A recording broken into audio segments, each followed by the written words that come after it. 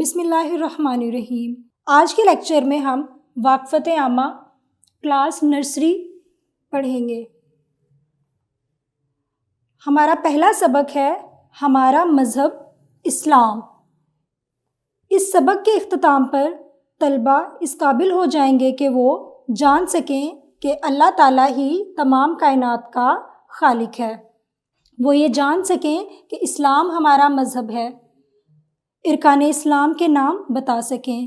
وہ یہ جان سکیں کہ ہمیں دوسرے مذاہب کے لوگوں کے ساتھ عزت و احترام سے پیش آنا چاہیے۔ وہ یہ سمجھ سکیں کہ اسلام امن اور بھائی چارے کا درس دیتا ہے۔ چلیے اسٹوڈنٹس، اب ہم اپنے چیپٹر کی طرف چلتے ہیں جس میں ہمارے پاس کچھ سوال جواب ہیں۔ سب سے پہلا سوال ہے، یہ دنیا کس نے بنائی؟ تو پیارے بچوں، ہم سبھی جانتے ہیں یہ دنیا اللہ تعالیٰ نے بنائی۔ ہمارا دوسرا سوال ہے، ہم سب کو کس نے پیدا کیا؟ اس کا جواب ہے، ہم سب کو اللہ تعالیٰ نے پیدا کیا۔ ہمارا تیسرا سوال ہے، ہم کس کی عبادت کرتے ہیں؟ تو پیارے بچوں، ہم اللہ تعالیٰ کی عبادت کرتے ہیں۔ ہمارا اگلا سوال ہے، ہم کون ہیں؟ تو پیارے بچوں، ہم مسلمان ہیں۔ ہمارا اگلا سوال ہے، ہمارا مذہب کیا ہے؟ تو پیارے بچوں، ہمارا مذہب اسلام ہے۔ سوال نمبر 6، ارکان اسلام کتنے ہیں؟ تو پیارے بچوں، ارکان اسلام 5 ہیں۔ اللہ تعالیٰ اس کائنات کا خالق ہے۔ دنیا کی ہر چیز اللہ تعالیٰ نے بنائی ہے، مثلاً انسان، جاندار، پرندے، درخت، پھول، پہاڑ، سمندر وغیرہ۔ ہمیں اللہ تعالیٰ کا شکریہ ادا کرنا چاہیے۔ طلبہ کو بتائیں کہ ہم مسلمان ہیں، ہمارا مذہب اسلام ہے، ہم اللہ تعالیٰ کی عبادت کرتے ہیں، ہم نماز پڑھتے ہیں اور قرآن پاک کی تلاوت کرتے ہیں۔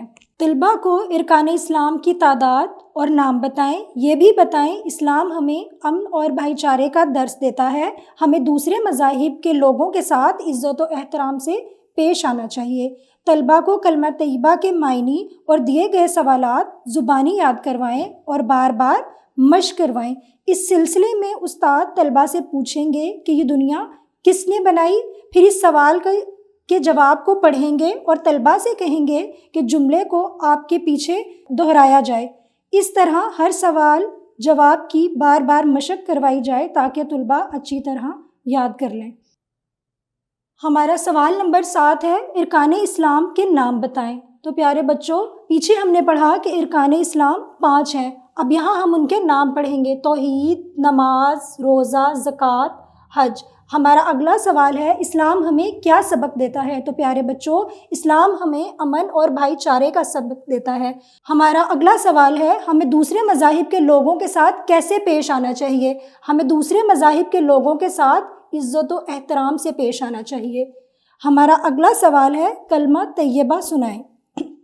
تو پیارے بچوں، کلمہ طیبہ تو ہم سب کو ہی آنا چاہیے، لا الہ الا اللہ محمد رسول اللہ۔ ہمارا آج کا آخری سوال ہے، کلمہ طیبہ کے معنی کیا ہیں؟ تو پیارے بچوں، کلمہ طیبہ کا معنی ہے پاک بات یا پاک ذکر۔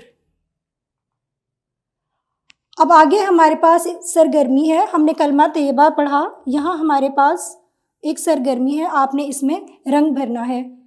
ہدایت برائے اساتذہ کرام، طلبہ سے کلمہ طیبہ میں رنگ بھروائیں۔ پیارے بچوں، یہاں ہمارا آج کا لیکچر ختم ہوتا ہے۔